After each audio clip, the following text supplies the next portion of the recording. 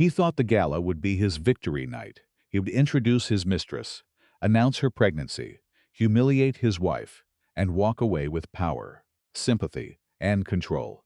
But he forgot one thing. Beatrice was not just the woman he betrayed. She was the daughter of a business dynasty, the mind behind the money, and the person who could pull the foundation from under his empire. One microphone, one phone call, one sentence from her father, and suddenly, the man who destroyed her heart was watching his entire life burn. Julian Thorne commanded the ballroom. He signaled for silence. "Meet my wife, Maya Vance." The spotlight seared us. Julian gripped her hand, the perfect act. I stood in the shadows, my champagne glass trembling. "I am Elena Brooks. 10 minutes ago, I was his spouse. 3 years married." Then Julian looked at Maya with cold eyes. "Our marriage was just a business deal," he lied. "A total sham." Hundreds of eyes swiveled my way. Pity, scorn, malice. Maya leaned in, flashing a smug, winning grin. She was his intern months back. Now she had stolen my entire life.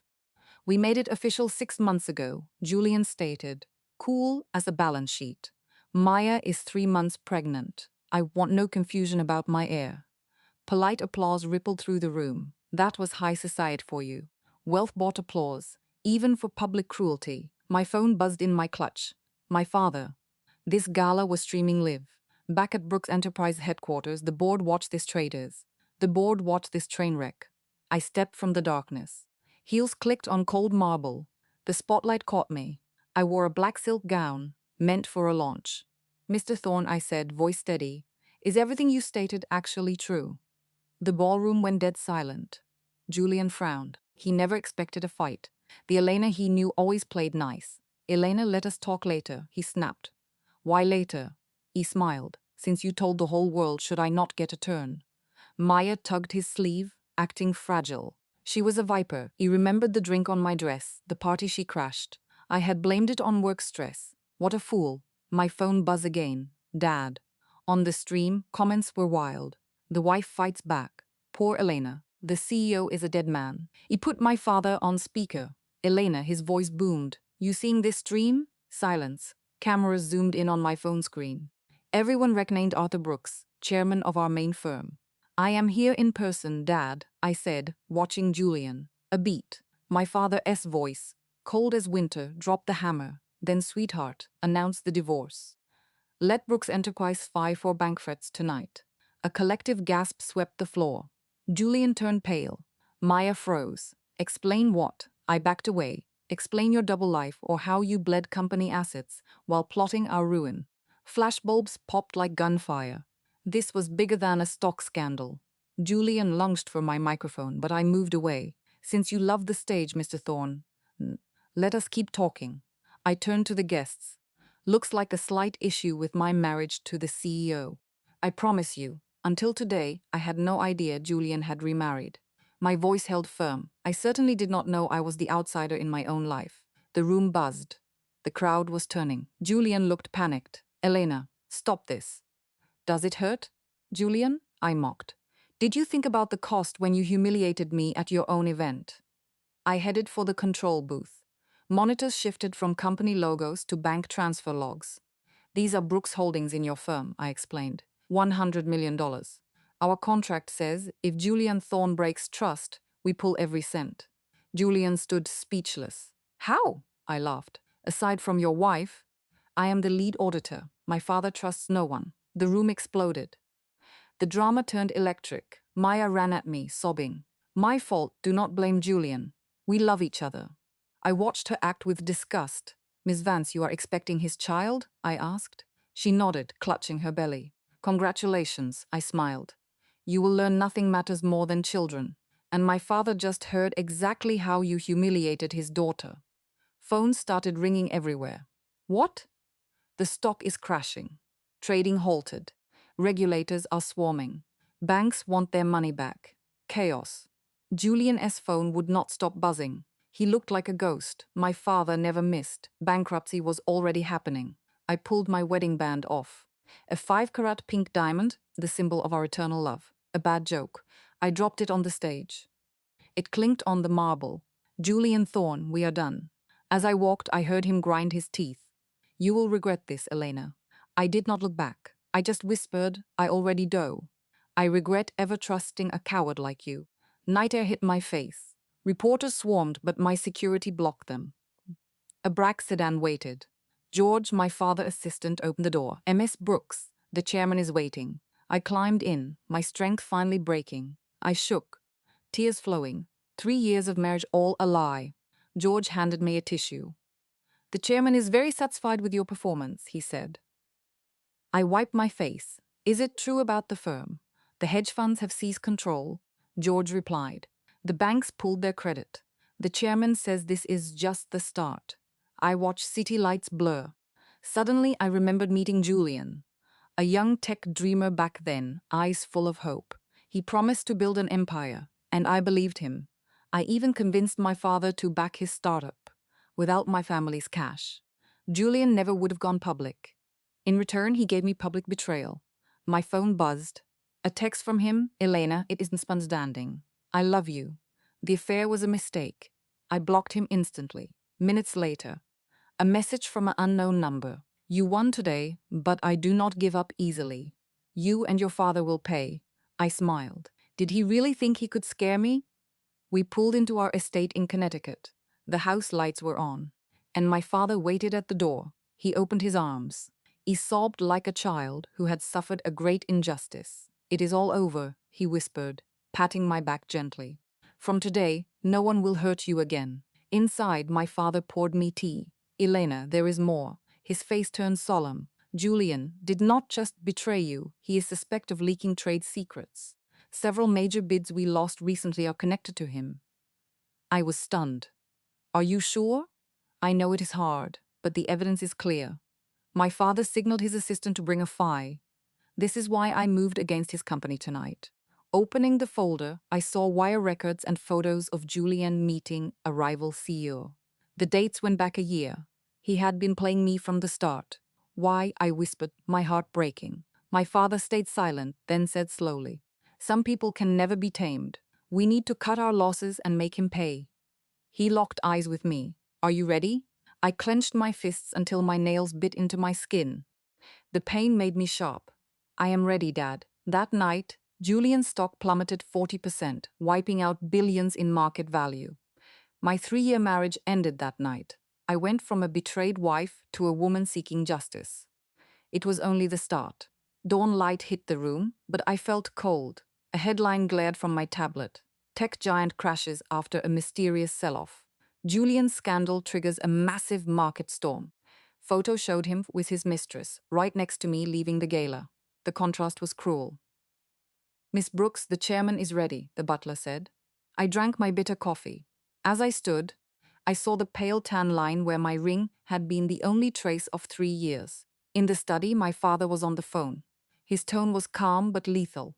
Yes, pull it all out. According to the contract, no grace period is required. His assistant nodded as I entered. On the screen, the stock chart was diving like a cliff. My father hung up. Did you sleep? I shook my head. Not a wink. The gala, the marriage, the lies, it all replayed in a loop. Everything I thought was love was just a fraud. Julian tried to call early this morning, my father said, pulling up security footage. He drove to the gates but was turned away. On the screen, he looked desperate, no trace of his arrogance from the night before. What a pathetic sight. Did he come to apologize?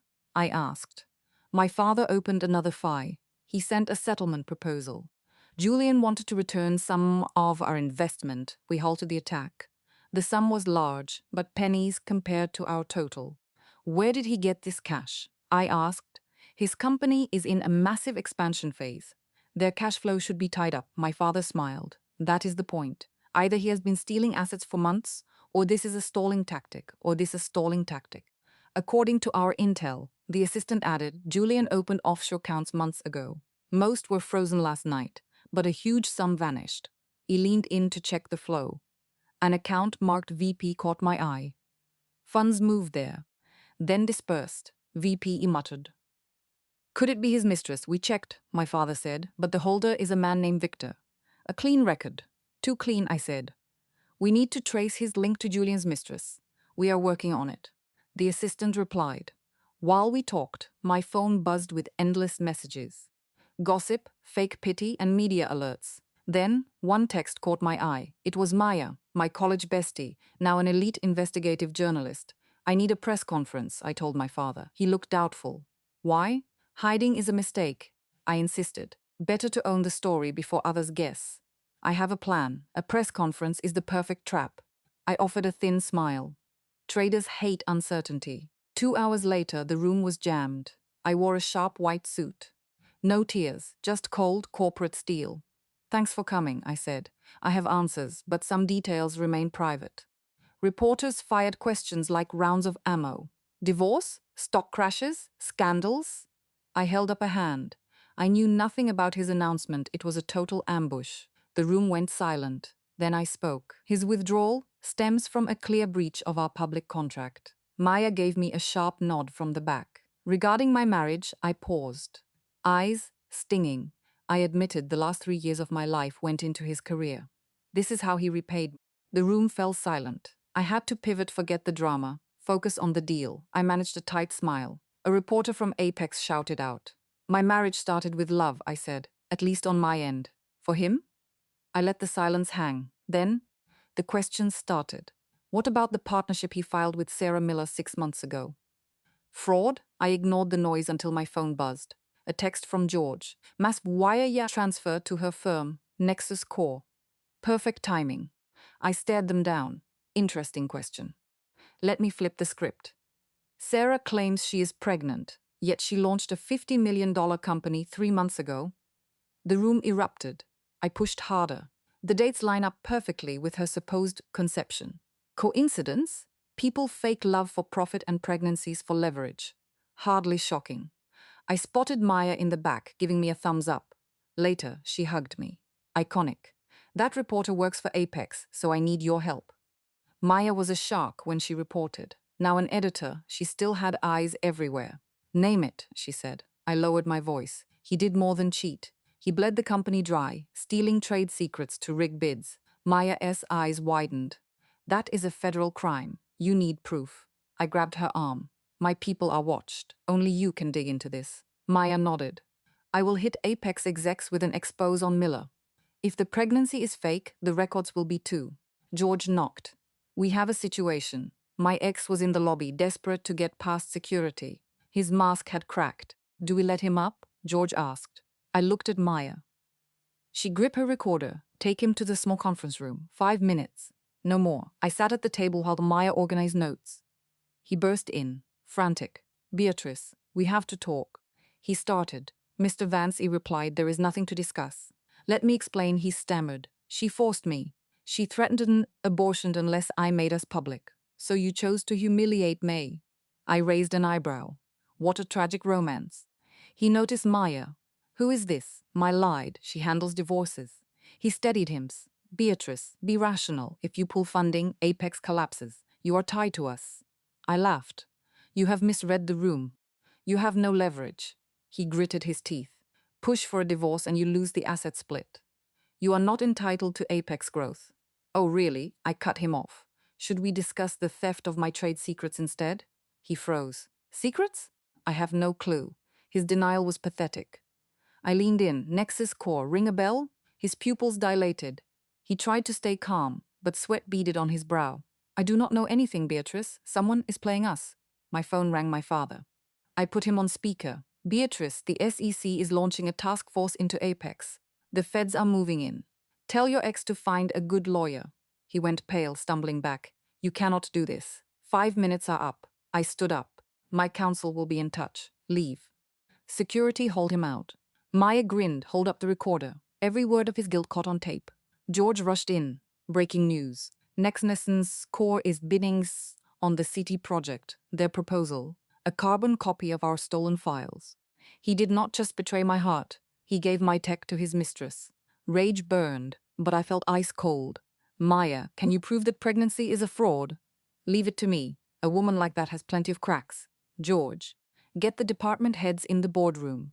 If Apex stole from us, they will pay with interest. I looked at the city skyline. The Apex logo glowed, but I saw it for what it was. A lie. Empires fall in a night. My phone chimed.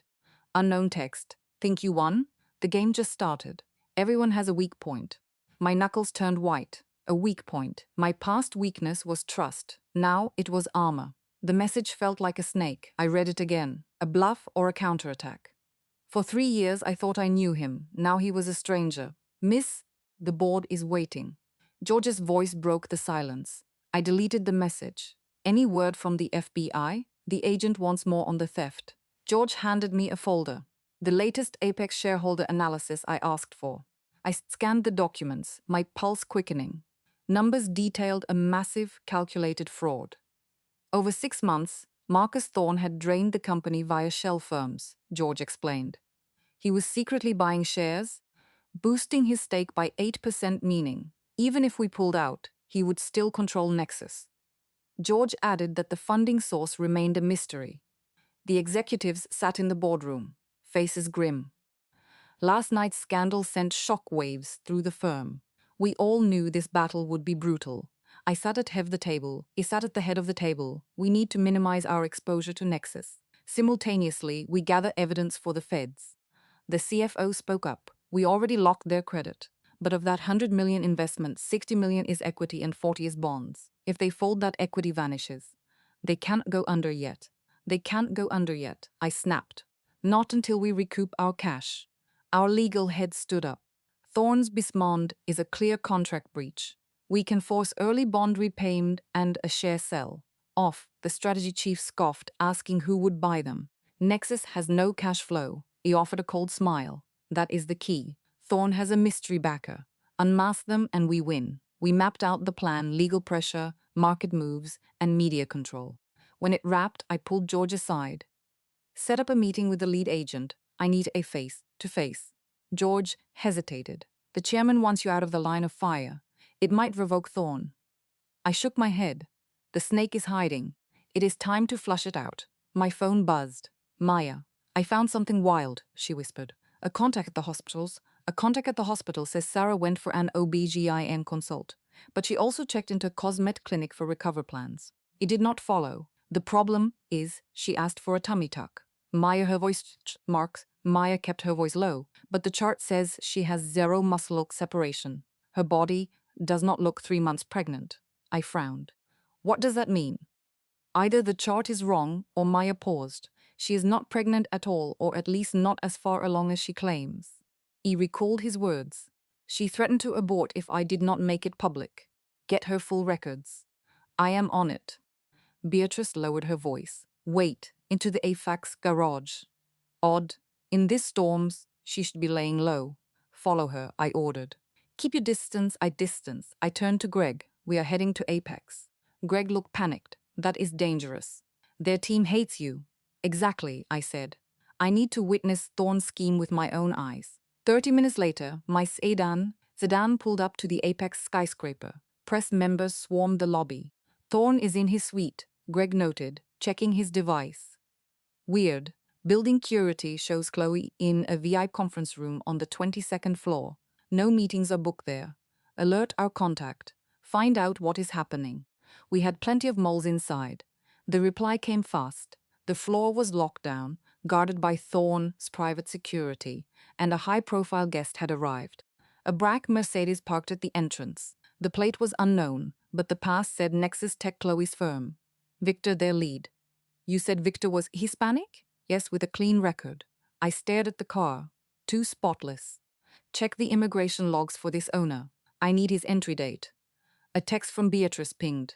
I see Chloe coming from the garage with a man. Hispanic or Asian, 50s, dressed like royalty. He does not look like a nobody. She sent a photo. Sharp profile, gold glasses, an air of authority. He zoomed in on his wrist. A rare Patek Philippe worth a fortune. Greg took a call, his face turning pale. He hung up, bewildered. The passport name is not Victor. It is Julian Sterling. Julian Sterling. The name nagged at me. Greg scrolled through the data, then gasped. Julian was the mastermind behind a massive industrial heist 25 years ago. He fled, scrubbed his digital footprint, and nearly tanked the Sterling legacy. It clicked. Thorne did not just cheat, he aligned with my family's sworn enemy. We have to go up, I decided. Too dangerous, Greg warned. The CEO's orders are rigid. Tell him it was a necessary risk, I said, hitting the lobby. Security ushered me toward the tower. Reporters swarmed. Are you here to negotiate? Is the merger dead? What about the downtown city project? I ignored the noise and strode inside. The clerk tried to cut me off. Sorry, do you have an appointment? Don't you know I am still on the board? I retorted. Bylaws grant me full access. She hesitated, and I sprinted for the private elevator. Greg hacked the pad, and we zipped to the top floor. Doors parted, revealing 2 suits blocking the hall. Private floor, ma'am. Muffled yelling echoed from the conference room. Thorne is in there, right? I shouted for effect. Tell him Beatrice Sterling is here. The guard whispered into his mic. Seconds later, the door swung open. Thorne stood there, ashen. Beatrice, you cannot be here, he hissed. He grinned. Exercising my rights as a shareholder. Heard you have a new partner. Introduce us? Through the gap, I spotted them. Chloe, the man in gold glasses, and a woman with her back turned. Her silhouette was hauntingly familiar. Company business is private, Thorne barked. Leave. Then the woman turned. It was Elena, my best friend from college. I froze. Elena was the one person I trusted. 2 years ago, she moved away and we lost touch. What was she doing here? Elena met my gaze with a strained smile. Silas knew the game was up and stepped aside. It was bizarre. Clara sat by Victor, acting jittery, while Victor wore a smug, prepared look. Elena hovered by the window. He scanned the room. Why no introduction, Silas? He gritted his teeth. A partner from Apex Global. Elena is assistant, just his assistant. The timing felt way too convenient. Victor stood, offering a hand. I, Miss Sterling, I have heard so much. I am Victor, boss of Nexus Tech. He ignored him. Beatrice Sterling. Let us use our real names, shall we? He blinked, but that grin stayed frozen. Miss Sterling, you are well informed. My old name was Julian Sterling, but I am a citizen, a legit businessman now. A businessman who steals secrets, I asked coldly. Clara jumped up. Beatrice, stop it. This gentleman is an essential partner for Apex Global. I turned to her, important enough to fake a pregnancy and force Silas to humiliate me. Clara went pale. What are you saying? I am pregnant with Silas's child. Prove it, I said. Close the distance. A metal taunted. A real metal report with a verified timeline, no fakes. Silas snapped. Beatrice, enough. Get out. Victor or Julian raised a hand. Let her stay. I find Miss Sterling fascinating. You walked over, then your father piercing. You are bolder than your father described. You know him? Julian smiled, old friends, but that is a long story. Let us discuss the current situation. He gestured for us to sit, acting like he owned the place. Silas and Clara sat, and Elena stood by Julian, staring at the floor. The situation is simple, I said, still standing. Silas stole from the Sterling Group. We are suing. Apex is going under, and you are all facing federal charges. Julian laughed. Youth is impulsive. You think we are unprepared, he signaled. Elena hesitantly handed me a folder. Look, Julian said. If you resist, this goes public. I opened the file and my heart sank. It was photos and records of my mother's mental health treatment in Switzerland. How? My voice shook. Mom's recovery abroad was a family secret kept under lock and key. I told you, I am an old friend of your father. Julian smirked. Now, let us talk terms. Even Silas looked shocked. He clearly did not know this. The Sterling Group halts all legal action, accepts Clara S. status, and hands the city project to Nexus Tech. Julian continued. In return, your mother's secret stays buried. He squeezed my fists until my nails dug into my palms. This is blackmail. I am offering a win, he said calmly. Otherwise your mother's health goes public, and the Sterling Group will face massive problems. The room felt freezing. I looked at Elena, who looked guilt-ridden, and Clara, who looked smug. Finally, I stared at Julian, my father's enemy, and my blackmailer. Suddenly, I laughed. Miss Sterling, Joe, you know how my father became the biggest name in American business. Julian raised a brow. He got lucky. No, I said slowly, because my father never ever bows to blackmail. I pulled out my phone and hit stop on the recording. This conversation has been streaming to our legal team and the FBI. You and your accomplices are facing extortion charges. Julian's face hardened. Just then, the doors flew open. Agents from the white-collar crime division stormed in. Julian Sterling, you are under arrest for industry espionage and extortion. Chaos erupted. Silas babbled excuses. Clara panicked, and Elena looked like she had seen a ghost. Julian, however, stayed calm. He stared at me. You are sharp, just like your father. But this game is only just beginning. As they led away, he shot a look at Silas. Do not forget our deal. The room was stunned. Silas snapped first. Beatrice, what have you done? That man was our only hope. Hope? I scoffed. He was the one pushing you off a ledge. Clara burst into tears. It is over. Elena walked over, whispering, I am sorry. They threat my family. I felt completely drained. My ex-husband, my former best friend now, they were just strangers. My phone vibrated with a text from my father. Well done. Come home. We need to talk. I left the Apex building, dodging a swarm of media, and climbed into my car. I took one last look at the skyscraper. It gleamed, but it could not mask the rot inside. My driver, Greg, said softly, the chairman has been briefed on Julian. He says it is time to end this 25-year feud. I looked out at the city, but my mind was on Julian's threat. This game would be much darker than I imagined. At the Greenwich estate, my father stood before a wall of old photos. I walked over. A young Ferdinand Sterling stood with a man who looked just like him, but with a harder edge. They were smiling. It is Julian, my father said softly without turning around. He used that name once. He is my brother. I froze. I stared at the face in the photo. My uncle? I had never heard of him. Too many questions hit me at once. My father turned, his eyes filled with exhaustion. 25 years ago. Julian was my partner and the co-founder of the Sterling Group. We built this from nothing. He went to liquor cabinet and poured 2 scotches, handing me one. My father never drank. And he never showed his emotions like this. What happened? I asked, holding the glass. My father sipped his drink, looking far away. We disagreed. I wanted steady, solid growth. He wanted steady, solid growth. He wanted aggressive expansion at any cost. There was a major federal infrastructure bid, and we were the favorites. But Julian secretly leaked our technical plans to our rivals. I held my breath. That is why he knew my father, and the project failed. I asked. My father shook his head. Worse. We lost the bid and were accused of theft. We barely survived. The final blow was him siphoning off our liquid cash, nearly bankrupting us. The study went silent. Why did you not tell? We not tell me, I whispered. My father offered a bitter smile. We do not air family laundry. Besides, your mother was pregnant with you.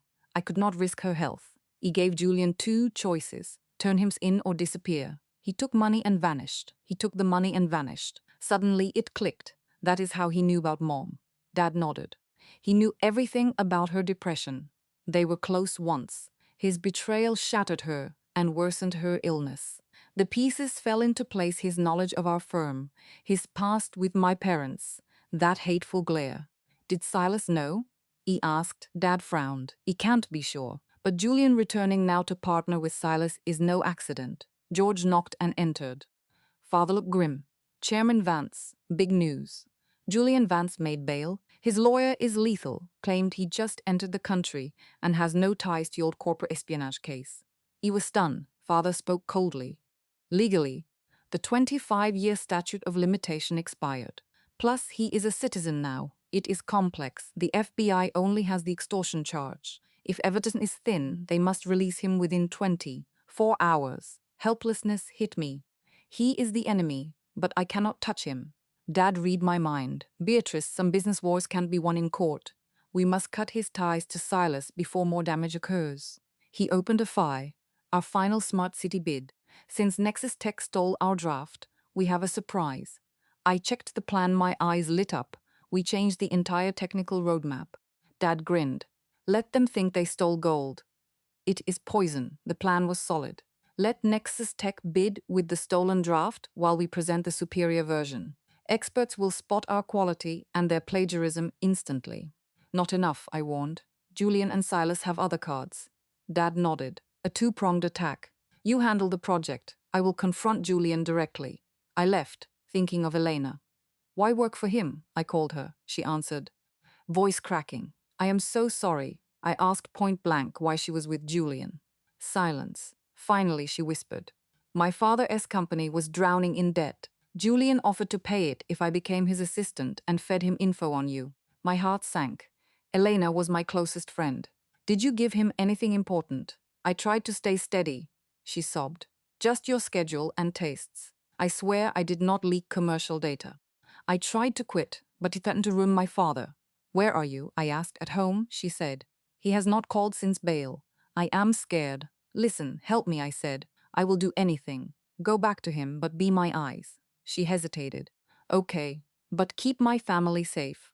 I promised, she added. Julian and Silas have a secret deal involving offshore accounts at Orion Capital. The name rang a bell. It was in the Apex Globe shareholder structure. He told George to investigate. Then, a text from Laura. Bayer, he checked Clara's pregnancy history. Something is off. Hormone levels do not match her dates and there are no ultrasounds. There are no ultrasounds. He asked an expert. She is not pregnant. Or the dates are way off. Perfect. If the pregnancy was fake, Silas's public excuses would vanish and his credibility would tank. Can we prove it? I asked. We need her records, Laura replied.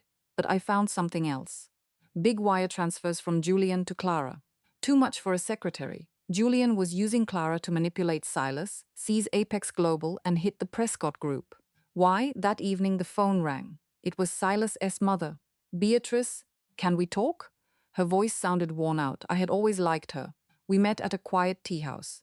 She looked aged, eyes filled with worry. Mrs. Garrison, I started.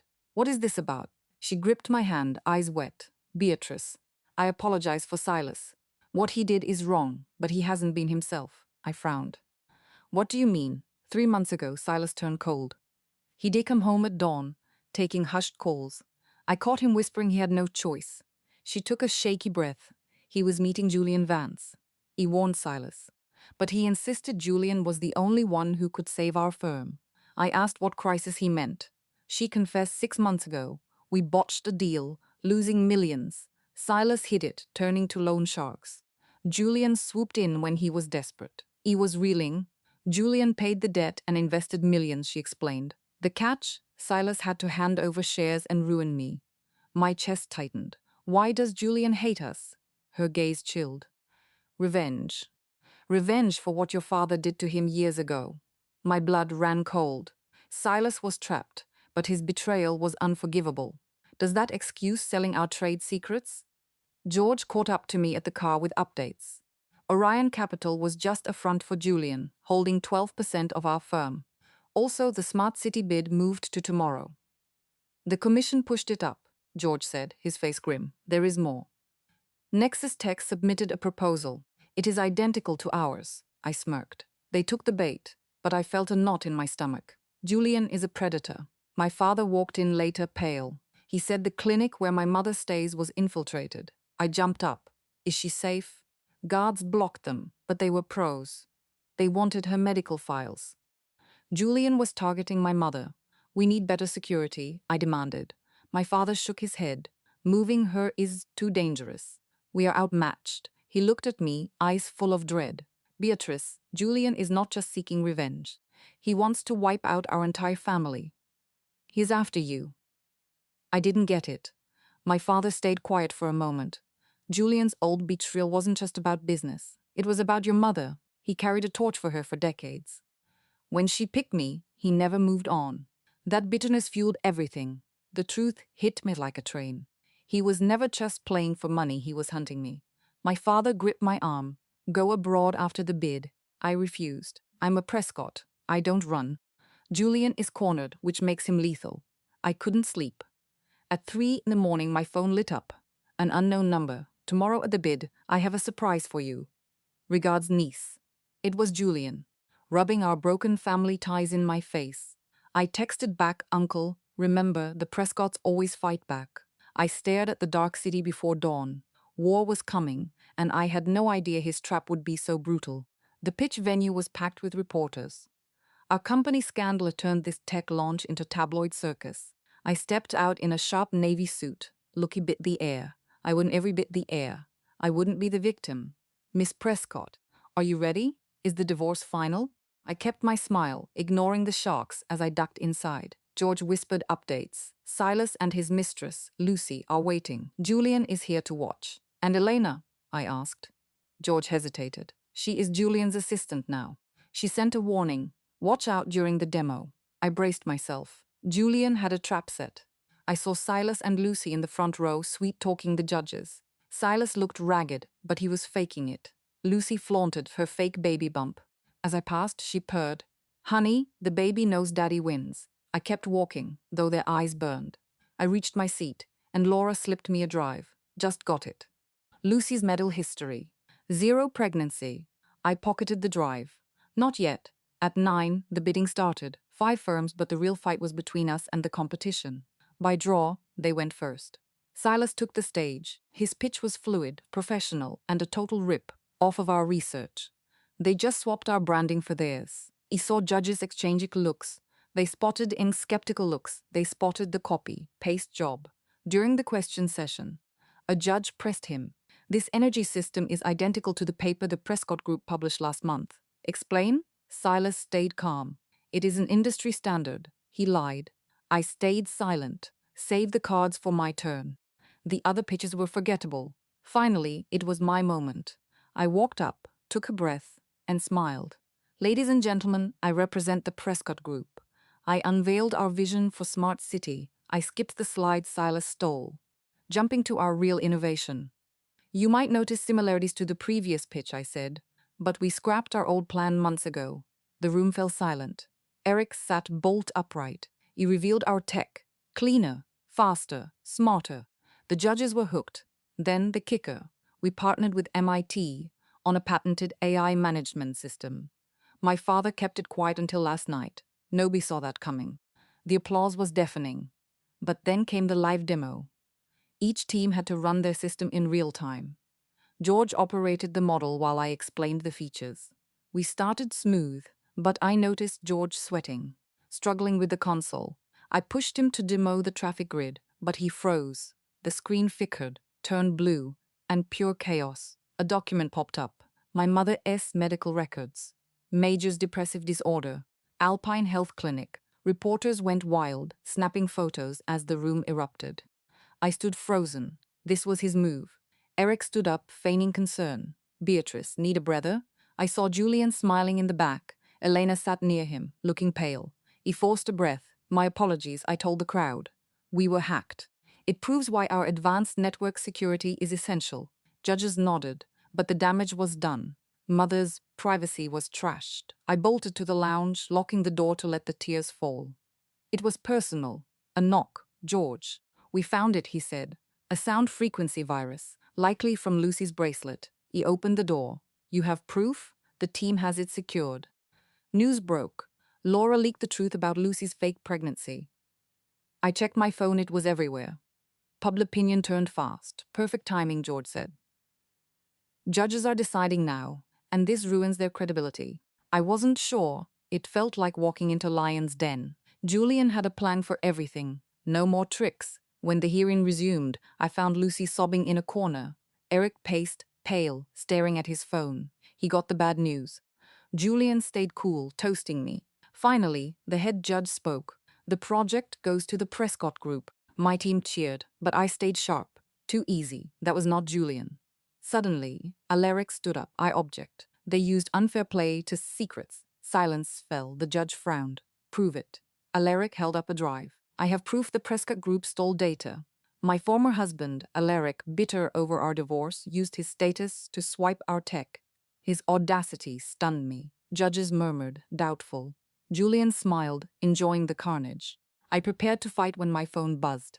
Elena, check your email. I told George to pull it up. Anonymous audio file. I clicked it. Alaric and Lucy's voices played, clear as day. As long as we get the tech, the boss triples our reward. But that belongs to Beatrice. Forget her. The Prescotts always look down on me. They deserve this. A wiretap. But the damage was done. Alaric admitting he conspired with Julian. I told George to play it over the speakers. When Alaric heard his own voice, he turned white. Impossible, he muttered. The room fell into a graveyard silence. Cameras swarmed him. The judge cleared his throat. Based on this evidence, the award to the Prescott Group stands. Furthermore, We recommend federal authorities investigate Apex Global. Eric slumped. Lucy was long gone. I walked to Alaric. See that? On Julian Prescott's board, we were just pawns. The difference is I chose to be a pawn that hits back. His eyes showed regret. Beatrice, I am sorry. Too late, I said coldly. Get a lawyer. The real fight starts now. Julian stopped me. Magnificent performance, niece. But you forgot the most important thing. I stared down. What? The legality of that recording? He smiled. You think illegal audio is admissible in federal court? Especially with a murky origin. My heart sank. He was right. That evidence could be tossed. Besides, he whispered, your mother's records are public now. Think of the stock crash when everyone knows the chairman's wife is unstable. He clenched my fists. You will pay, Julian. He laughed. I already have. I waited 25 years. Tell Ferdinand Prescott the second round begins now. After Julian left, George rushed over. Miss Prescott, more news. Something happened at your mother's clinic. My heart stopped. What? No, not her, George clarified. A nurse was caught stealing records. She confessed Julian hired her. Proof? I asked. She had the files. The FBI is involved. Finally, good news. I called Dad. He heard me out, then sighed. Beatrice, leave now. Julian is striking back. I am worried. Back at headquarters, I replayed the day. We won, but Julian remained a threat. What he did to Mom was unforgivable. As I pulled into the garage, a sharp scream echoed. Look out! A gunshot shattered the window, covering me in glass. Security swarmed me while others chased the shooter. In the mess, I saw a familiar silhouette running. George asked if I was okay. I shook my head, heart pounding. My security chief returned, looking grim. He dropped a shell casing and an Orion capital pin. Julian turned violent. Back at the office, I stayed composed. Julian was desperate. Why the rush? Apex stock was tanking. His investments were worthless. Meanwhile, a federal probe crippled Nexus Tech. He needed a win or he'd lose everything. George's phone rang. He turned pale. Police caught the shooter. Who? He demanded. Elena's father, George said. He claimed Julian forced him to it. He realized Julian had controlled Elena's father all along. He crossed the line. Elena was sobbing on the phone. Julian threatened her family. I closed my eyes. Julian had no limits. Using a father's love for a crime. Elena, come the office owned a lie, keep you safe. He realized this his weak spot. He was so ruthless his own pawns might turn on him. Then, a text come onto the Navy Yard at 10. But a chance. George warned against it. Get ready, I told him. I'd have told him. I am going, but not alone. Surround the perimeter. I have to face my uncle. I stood looking at Sip Yard. Esther risky. Miss Prescott. I shook my head, eager. If he spots law enforcement, it'd be a run. I have to go. Let me go in. He said alone, deploy the men outside, but move in if's go wrong. 12 guards, a sniper, and a audit thing drone. My eyes, either, you was steady. Tonight it was I gripped the phone. Tell me. Dad said, firing Julian wasn't just about betrayal. It was about something unforgivable he did to my mother. My stomach dropped. He tried to assault her, Dad whispered. That was the end. The news hit me like a blow. My uncle wasn't just a corporate traitor, he was a predator. I reached the shipyard, inhaled the salt air, and pushed into warehouse 7. Julian stood there, back to me. You came, niece? He didn't turn, braver than I thought. What do you want? I kept my distance. He turned, grinning. Congrats on the bid. A brilliant move. Thanks. Now, why am I here? He paced toward me. I wanted to tell you a story about 2 brothers and a woman. Heard it, I said coldly. The betrayal, the assault. His smile vanished. Typical lies, he snapped. I loved her first. Arthur bought her with his fortune. You betrayed the family, stole our secrets, and targeted my mother? He laughed. She regretted choosing your father. Lie, I said. She never loved you. His eyes turned vicious. How do you know? Arthur is the saint, I am the devil. No matter. Sign over your 20% stake in Sterling. In exchange, I leave you and your parents alone. I almost laughed. You insane. If you refuse. He said, the press gets everything. Her suicide attempts, her breakdowns, the works, my blood ran cold. You wouldn't. He smirked. I have her old letters too. The public will love the drama. I shook with rage. A sound came from the loft. Julian froze. You brought people? No, I lied, but they might have tracked me. He clapped, and a side door swung open. They shoved Silas and Clara inside, hands tied. What is this? Taking out the trash, he sneered. They reliabilities. He realized Julian had truly lost his mind. He was ending it tonight. You ending it tonight. You can't escape, I said. The building is surrounded. I know. He laughed, but I brought my own crew. Gunfire erupted outside. He prepared for this. I triggered my silent alarm and lunged towards Silas and Clara. Don't move. Julian pointed his gun at me. Stay put. Was he really killing people over a 20-year grudge? A grudge? He scoffed. I am taking back half this company. Suddenly, figures rappelled from the rafters. George and the team, steel at my temple. Nobody move or she dies. Nobody move or she dies. The team froze. Let her go, Julian, George commanded. You have no way out. He smiled grimly. He never planned on leaving. He dragged me toward a shipping container. It held a device, C4, enough to level this warehouse. If I go, we all go. Everyone panicked. Silas and Clara were thrashing. George lowered his rifle. We can negotiate. No, Julian barked. Just then the main door smashed as open. My father stood there, gun drawn. Julian, let her go. Julian grinned. Arthur, right on time. The whole family together, he mocked.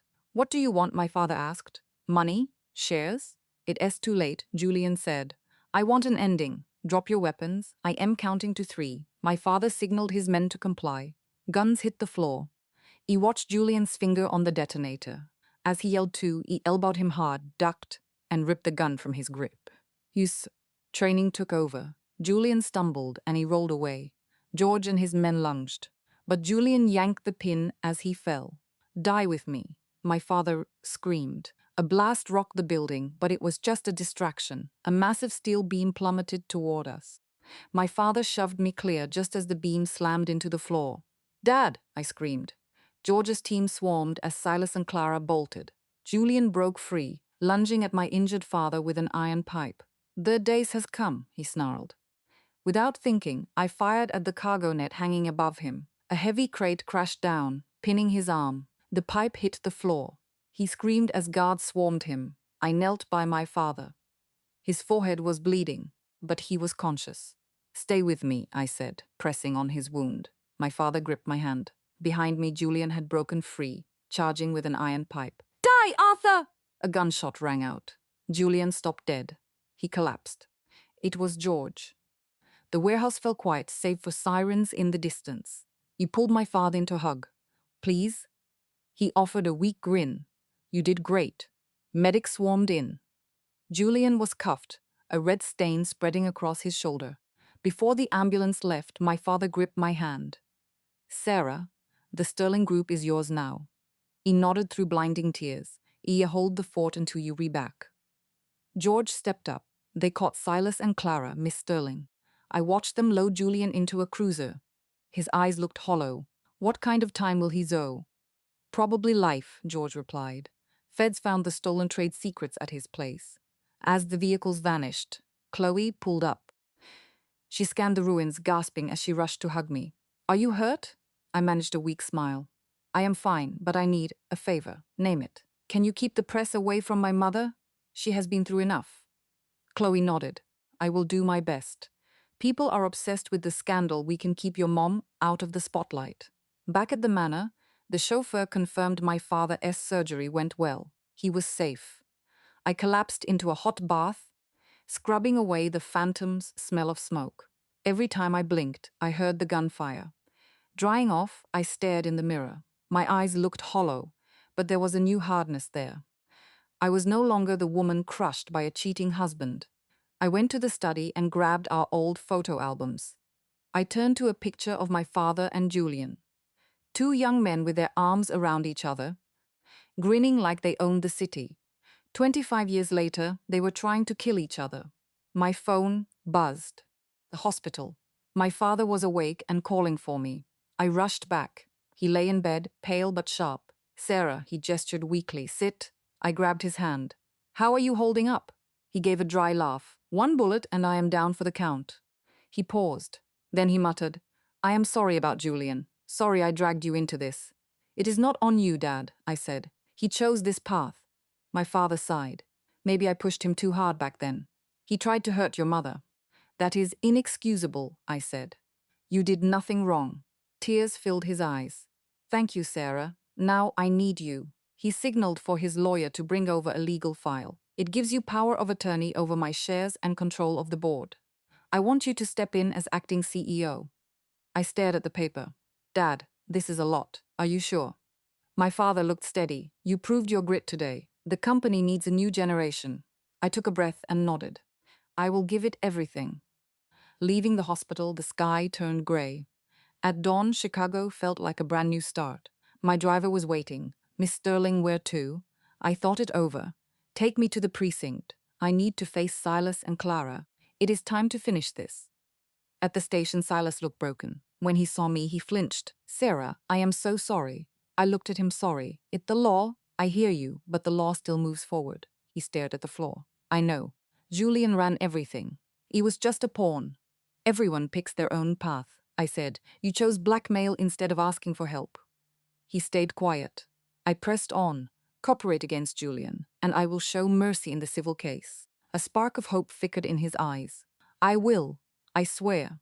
Clara looked distraught. Please, Miss Sterling, it was all Julian. I never wanted to ruin your marriage. I stared back, stone, cold. Julian forced you to fake the pregnancy? She nodded. It is true. I wanted the job, but Julian took way too far. You deceived me too, I said, feeling absolutely nothing. The law will decide your fate. If you have evidence of his crimes, use it to deal. I have nothing. I was just a puppet. Watching her break down, I felt more sadness than triumph. In this cutthroat industry, women always pay the price.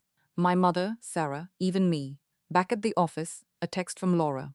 B, seen the news? Public opinion has shifted. You are officially the Queen of Wall Street. I smiled. An exaggeration, but I will take it. I have news. What? Today, I am officially the acting CEO. A pause, then a happy scream. Amazing, that is real justice. I told my driver to head to headquarters. Watching the city pass, I thought about the future. His arrest is just the start. The firm needs a complete overhaul to rise from the ashes. The car pulled up. I stepped out, eyeing the glass facade. My father senpai was finally in my hands. My driver opened the door while employees whispered. Walking the lobby, I felt every eye on me. Inside the private lift, I checked my reflection and straightened my jacket. The woman in the mirror looked ruthless. The humiliated wife from the gala was ancient history. He walked toward the corner office. A new chapter was beginning. Through the glass, the Manhattan skyline gleamed. Standing there, the weight of the company felt solid under my feet. My father's office was sparse, almost cold. One thing caught my eye, a photo from my college graduation. My parents looked so happy back then. Who knew everything would fall apart so fast? Miss Prescott, the department heads are waiting, my driver said over the intercom. I took a breath. I am ready. It was my first meeting as CEO. I wore a sharp dark suit, hair back, makeup precise. I looked every bit the leader. I needed them to see me as more than just a temporary replacement. As I walked in the boardroom, the executives stood. I saw the doubt. They knew me growing up, but they did not know what I was truly capable of. Please sit, I said, voice rock steady. Thank you for your loyalty. Dad is recovering. Until he returns, I am running this ship. I scanned the room. I know some of you have doubts. That is irrelevant. The work starts now. Numbers tell the whole story. Let S look at the updates. During the briefing, I caught on fast. The recent scandal hit the company hard. Shares were bouncing around, but our base held. The real crisis. The new urban project. The CFO said the bid required massive cash, and the recent mess drained our liquidity. I nodded. Any progress on recovering those funds? Legal said his assets are frozen, but getting them back takes time. Plus, the trial starts soon, requiring mountains of evidence. After the meeting, I kept the top brass behind. We are forming a special task force. The goal: restore stock value in 3 months and launch the urban project. They traded nervous looks. Too optimistic? He raised an eyebrow. Any issues? A veteran VP spoke up. Acting CEO, 3 months is tight. The market is cruel. I cut him off. Competitors are circling. We recover now or we vanish. No middle ground. I clicked the projector. First, sell off non-core asset for liquidity. Second, build a tech lab to boost our image. Third, shift the media narrative to our social impact. The team looks stunned. They realize I came prepared. I will email the specifics. Get to work. I ended it. Back in my office, my driver briefed me. Beatrice, a visitor is waiting in the lounge. She wants to see you. I remembered my promise. Send her in. She looked better, but fear still hung on her. Beatrice, thank you for not pressing charges against my father. He really had no choice. I know. I motioned for her to sit. What now? She hung her head. I want to leave the city, start over. But his people, there is a spot for a market analyst in Singapore. He handed her a file. You want it? It is yours. The firm covers your security. Her eyes brimmed with tears. Why help me? I betrayed you. Because you finally found your conscience, I said softly, and I believe people can change. Sobbing, she took the file, bowed, and left. I hoped we could both find a clean slate. That afternoon, I walked the floors, talking to staff. They were shocked by my hands, on style. My father was a distant king. In R&D, I saw a project stalling and push resources. In marketing, I killed a weak campaign for something bolder. We need drive, not fear. I updated the marketing team. We needed the younger crowd. At dusk, my husband's lawyer arrived. I am here for the divorce and asset split, he said, dropping a thick file. My driver and I looked it over. He wanted my personal shares, claiming they grew during our marriage. I almost laughed. Tell him if he tries this, I am filing federal charges for fraud. He will be behind bars for a long time. The lawyer started sweating. I will pass that on. After he left, my driver looked worried. Are we pushing too hard? He has nowhere else to go, I said coldly. His business is collapsing. He lost his safety net. Now he just wants to avoid heat. An hour later, the lawyer called back. He agreed to all terms, dropping his claims for a fast divorce and my silence. A smart move. I hung up, but the wind felt hollow. 3 years of marriage, stripped down to cold math. Next morning, I started my press tour. I was blunt about my broken marriage, but I wouldn't let it define me. I am the face of the company now. A woman's worth is her own. When asked about the trial, I stayed firm the case is active. So no comment. But families have cracks. It is how you mend them that matters. The response was massive. A hashtag about May went viral. My father called from the hospital, proud. Mom saw the news too. He asked, is she okay? Dad said the scandal hurt her, but seeing me helped. A plan clicked. Dad, I am bringing Mom home for treatment. The Swiss clinic is okay, but family is better. Dad hesitated, calling it risky. I promised to hire the best medical team in the country. With the main threat behind bars, the danger is fading. He finally agreed. My driver began coordinate with doctors. Meanwhile, company stock rose. Our new city project broke ground, and I announced we were donating 5% of profits to charity. The crowd went wild. Then, an unexpected face appeared. It was Sarah, pale, thin, a ghost of herself. She asked for a moment. I kept my distance. Speak, I said. She sobbed, begging me not to press charges for the fake pregnancy. Had no choice, she claimed. I looked her cold. Did he force you? Did he force you? She looked down. I wanted the baby to keep him, but I did not know he would weaponize it. In the end, you deceived me too, I said. If you have proof of his crimes, use it.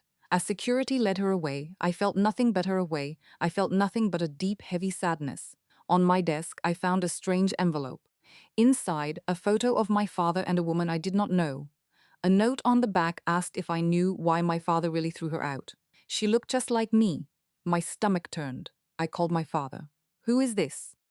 Silence. Then my father sighed. That is Irene. Your aunt? I froze. I never knew my parents had a sister. What happened? My father's voice cracked. His brother loved her, but she took her own life. He blamed me for driving her away. He could not finish. I knew there was a darker story. That night, I tore through company files. This empire held the dreams and scars of 3 generations. A news alert buzzed, the trial starts tomorrow. My driver told me to rest. I asked if I could lead us anywhere better. He said, with the way you handled your enemies, you already are. I smiled. Thanks, but the test is just starting. I left the office watching the city lights. My phone rang. The clinic. Your mother arrived safely. You want to see her alone? My throat tightened. I will be there now. Driving, my thoughts raced. Can we finally mend the bond broken by time? I slipped in her room. She sat by the window in the moonlight. She turned. The confusion was gone, replaced by a clear, soft gaze. Beatrice, you came? My eyes welled up. Mom, are you okay? She patted the seat, stroking my face. You are so strong, I am sorry for being absent. It is not your fault, Mom. Listen, she said. Your father told you half the truth. There were 2 brothers and 1 woman. Not Anna, her name was Claire. My Aunt Claire was Julian's first love, but she wanted my father. She married Julian to keep the peace. Mom's eyes welled up. Dad turned her down, and in her heartbreak, she made that tragic choice. He held my breath. The truth was ugly. Julian blamed Dad for her death, and the hatred festered. Mom squeezed my hand.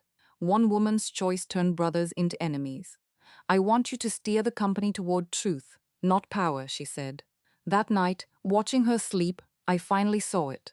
Rebirth is not about stock value. It is about cutting the chains. My phone buzzed. It was Dad. Beatrice, how is your mother? She is fine, I said. She cleared the air. Dad stayed silent. Maybe this mess saved us. Before hanging up, I said, Dad, let us have a real family dinner. No games, just us. His voice cracked.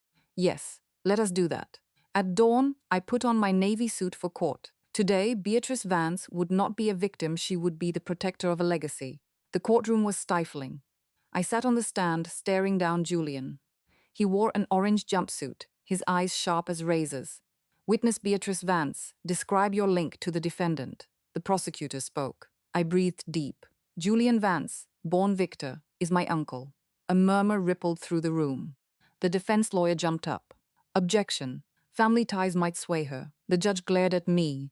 Does this affect your testimony? He replied firmly. No, because we are family. His betrayal is unforgivable.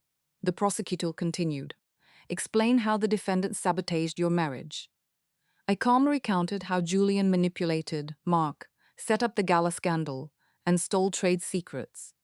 When I spoke about the leak of my mother's private records, my voice wavered. But I pushed through.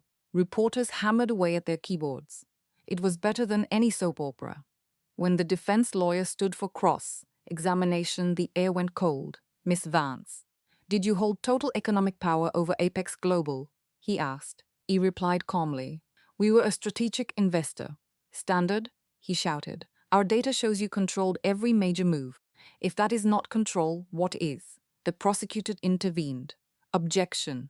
Counsel is leading the witness. The lawyer pivoted. Miss Vance, did you hold a grudge against Mr. Reed after your marriage failed? I cut him off. I felt anger, yes. That is human, but I never retaliated illegally. Are you sure? He asked. How do you explain the financial strike against Apex after the gala? It was not revenge. The courtroom went deathly silent. It was a standard act of commercial self-defense after he breached our contract. Every action followed trade regulations. He looked frustrated, but had no answer. You claim the defendant stole secrets. Do you have proof? Yes, wire transfers, logs, and direct testimony. They prove Julian took our data through Blake Henderson. Suddenly, the lawyer played his trump card. Wasn't that confidential data given to Blake Henderson by you? I was stunned. It was a lie. The prosecutor yelled, and the judge warned the defense, but the lawyer kept pushing. We have proof the witness met Blake secretly to hand over files. My heart sank. It was pure slander, but they had clearly forged evidence. During a short recess, George briefed me. They faked photos of a meeting between you and Blake. It is Julian's final move. He gritted my teeth. We can prove they are fake. The tech team needs time. When court resumed, the lawyer showed blurry photos. A woman with my build appeared to be handing folders to Blake. Does the witness admit to this? That is not me, I said flatly. He never met her, let alone gave her files. The lawyer smirked, then explained your fingerprints on her documents. Gasps filled the room. I looked at the prosecutor, stunned. This was new. The judge examined the report. It was a setup. I spoke up, voice shaking. Those files were planted. I manage records at Vance daily, so cloning my prints is simple. The judge order recess. I judge order recess. I paced the hall, terrified. Their plot was perfect. George got a call, his face lighting up. The team noticed the woman in the photo had unpierced ears. I have piercings. Into a total breakthrough. Back in court, we demanded an expert check.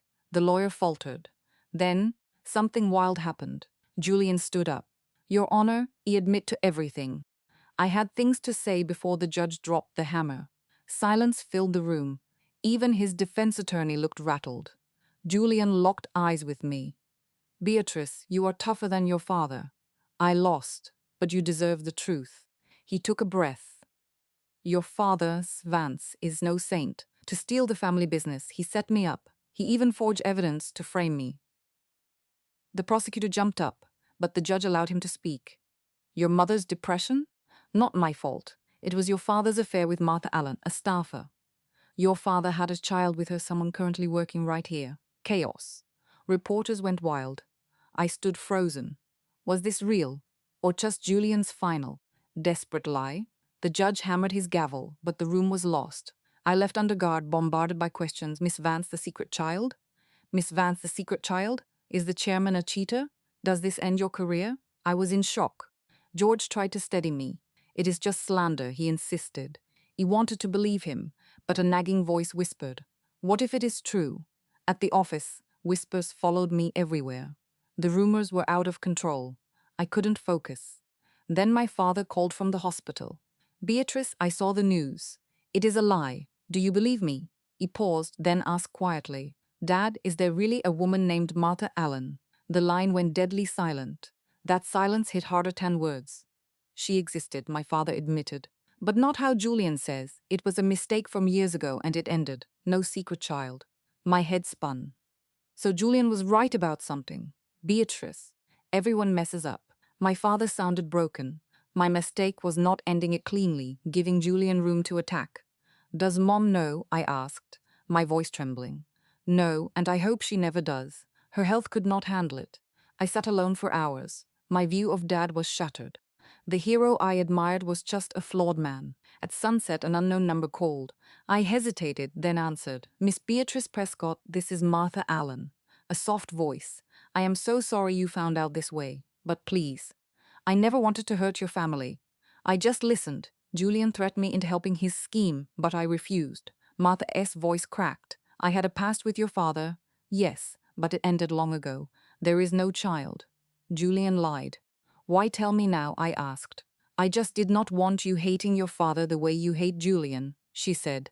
Everyone makes mistakes. How you face them is what matter. Your father is a good man. But, she trailed off. We both knew the rest. After hanging up, my head was spinning. Martha didn't seem like a villain, but the tragedy felt even heavier. The next day, the trial resumed. Julian looked smug. I was ready.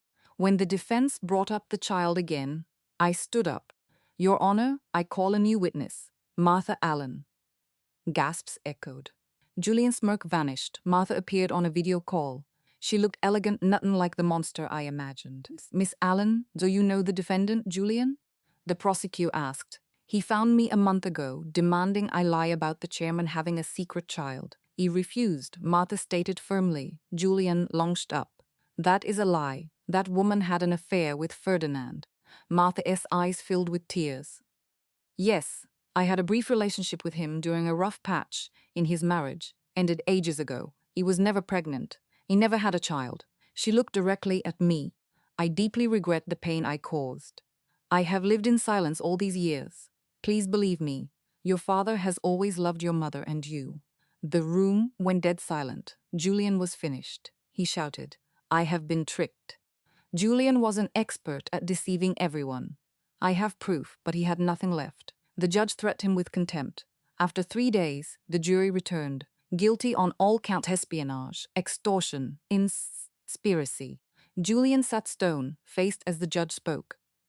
Defendant Julian Prescott, you are sentenced to 25 years in federal prison without parole. The gavel fell. 25 years of hate, finally over. He walked out to a crowd of reporters, offering only a few words. Justice was served, but there is no joy here. This is a family tragedy. I hope it ends here. Back at the office, a text from Dad. Thank you for trusting me.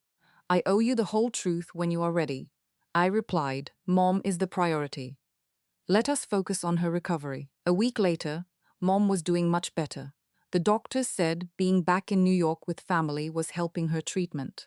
Over the weekend, I left work behind to walk with her in the gardens. She seemed stable and even laughed. You were so commanding at the trial, she told me. Just like me when I was young. I smiled. After a pause, she added softly, I knew about the affair. I froze. I have known for a long time, she said calmly. Marriages go through storms. It is how you weather them that counts. Your father made a mistake. He chose us, and I chose to forgive. I stared at her shocked. She was stronger than I ever knew. Why did you suffer so much then? Mom sighed. It was losing your aunt, and the sadness of not having more children. I wanted to give you a sibling. I hugged her. Having you and Dad is enough. A massive weight lifted off my heart. Accepting imperfection, maybe that is what held an all like. On Monday, I held an all-hands meeting. I didn't hide from scandal. I faced it. The Sterling Group has faced huge challenges, but we have not collapsed. We are stronger. He announced our new vision for the future. From now on, the Sterling Group changes direction. Profit counts, but our ethic matter more. We are starting an X-board to monitor every move. Staff health, diversity, and charity work come first. The room broke into applause. I saw real hope in their eyes. Later, David brought huge news. Our Chicago project secured federal funding. Shares hit pre-crisis highs. He grinned. And Forbes once made for their Businesswoman of the Year cover. I just shook my head. Decline it. We need a team, not individual stars. By month end, my divorce was final. His papers, signing those papers, pure peace. Julian sent a note. I am sorry. You deserve better. Be happy. I burned it and let the past vanish. That night, looking out at the city, my phone buzzed. Laura. Urgent. Marcus attempted suicide in prison. They saved him. My heart sank. Why? Turns out his secret accounts were frozen. He had nothing left. Laura sighed. Maybe he wanted total ruin. I sat there for hours. Marcus chose spite, and it destroyed him. Then, a text from Dad. Mama's birthday dinner. Just us. No drama, I replied. Yes. And Dad, thanks for keeping this family together. We are not perfect, but we are family. I put the phone down, watching the city lights. Each one hides a story. The Sterling Group had finally turned the page. Dawn brought a fresh start. On Mome's birthday, I grabbed lilies, her favorite. The florist said, Miss Sterling, your stock is at an all-time high. Congrats. I smiled, but my heart felt heavy. They see the success, not the storm. Back home, I was stunned. Dad was in the kitchen with a private chef. He never cooks. Dad, what is going on? Is going on? Mom missed the halibut I used to make. Mom missed the halibut I used to make. It has been years, so the chef is helping. Warmth spread through me. This simple affection meant more than any business win. Mom walked in and beamed at the lilies. You remembered, of course. Dad pulled out her chair. 35 years ago, he proposed with these. I finally understood marriage. It is not about avoiding storms. It's about weathering them together. Dinner was bright. We stuck to happy memories. Mom even joked that Dad's fish was salty enough to pickle a whale. Later, in the garden, she held my hand. Beatrice, I want therapy. Not for me, for us. I was stunned. Dad teared up. Finally, Mom smiled. I have been running for too long. It is time for the truth. Plus, I need to see you married with kids. I laughed. Mom, I just got divorced. Stop rushing me. We laughed. The night air felt warm, but peace never lasts. Next morning, George looked grim. Boss, we have a crisis. He opened his tablet. Apex Global filed for Chapter 11 bankrupts. Jobs are on the line. He knew it was coming, but it still stung. And Eric has vanished. His phone is off. George pulled up security footage. Last seen on his office roof. My heart dropped. He would not. It is unconfirmed, but Lucy is missing too. George added, police are searching. My phone rang. Unknown number. I picked up. Beatrice, it is me. It was Eric, his voice calm. Do not worry. I am not ending it. I just needed to escape. I stayed silent. Where are you? I do not know. Just away. He paused. I called to apologize and thank you for your mercy. I sighed. Take it, Eric. I told George to call off the police. Sometimes, letting go is the only way to move on. Later, our Chicago team sent a request. Top engineers from Apex want to join us. The lead said they have the tech we need. We vetted them. They are in a tough spot, but I need your sign. Off, I checked the files. It was solid gold. Interview them. If they are good, bring them on. We do not hold grudges. We bet on talent. That move saved us million. The project finished early. A week later, Mom started therapy. He adjusted my schedule to take her. We got closer than ever before. After a session, Mom said, "Beatrice, I want to help with the firm again." I was stunned. Mom was Dad's partner early on, but she quit when she got sick. "I am not taking your power," she said. "I just want to contribute. The charity wing or staff wellness. Doing nothing is killing me." I agreed. Her return was great for everyone. That Friday, I launched the Sterling Social Foundation and named Mom the chair. I also rolled out a wellness plan with family leave. A senior VP pulled me aside. "The costs are huge. Shareholders will be furious." I smiled. "How long have you been here?" 2 years. "Then you missed our motto. We are a family. We are going back to that. If investors have a problem, they can talk to me directly."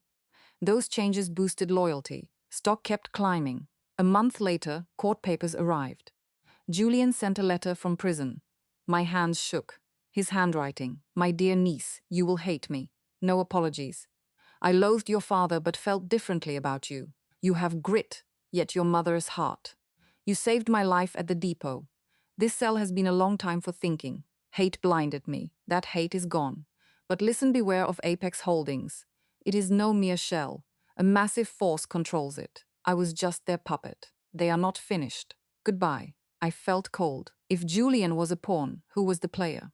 I had Leo run a deep check. The trail vanished into a global syndicate. Leo looked grim. We were in the light, but they were hunting from the shadows. It felt like a trap. I tightened security across our branches. Things seemed calm, but the ground was shifting. Mom's startup was booming, and Dad gave advice from his study. Then, at dinner, he dropped a bombshell. He wanted to retire and hand me the business. I flat clapped against the china. Mom urged him to reconsider, saying he should enjoy his free time. But Dad stood firm. He said I had earned my place to lead the Miller Group. I barely slept. Taking the helm was a massive weight. Was I ready for these unseen enemies? At dawn, I studied our history. From my grandfather's small shop to our current empire, we had survived it all. Our real strength was our legacy. By Monday, I accepted the transition. The press cheered, but the celebration was brief. Tuesday, we got hit. A vicious cyber attack crippled our network. Meanwhile, government regulators swarmed our projects. Our stock price tanked. My security head looked pale. "This is no amateur hack," he warned. "This is a state-level operation." He activated our emergency plan. This was the opening strike from our rivals. The boardroom felt like a pressure cooker. Some wanted to retreat. Others wanted to lash out. I took charge. We would lock down, cooperate, and keep building. No retreat. Even when seniors called it risky, I shut them down. The Miller Group does not hide. We lead. I moved into the office for a week. Mom sent meals, and Dad sent encouragement. The team worked until they dropped. After 7 days of chaos, our systems recovered and the regulators backed off. Our stock soared. I wrote a note to the staff. "We took a hit, but we came out stronger. We do not bow to bullies. We are growing." At the ceremony, Dad handed me the company seal. "You are braver than I ever was," he whispered. I looked at the crowd and made a silent vow. I would not just lead, I would protect. We create real value. Through the applause, I saw Mom's tears and my father's pride. I had my team. Back in my office, a new family photo sat on my desk. Mark knocked. "A visitor," he said, "an old friend." My classmate Sarah walked in with a man I did not recognize. "Elena, this is my fiancé," she said, blushing. "He is a security expert. He has been stopping those hacks from the shadows." I was stunned. She explained they reconnected during the crisis, and his skills were exactly what we needed. The man offered a firm handshake. "I know who attacked you," he said. "They call themselves the Syndicate, a massive industrial espionage ring operating globally, funded by dark money and political agendas." I felt a chill. I asked why he wanted to help. He looked at Sarah, then back at me. "It is personal," he explained. "My father's firm was ruined by them years ago.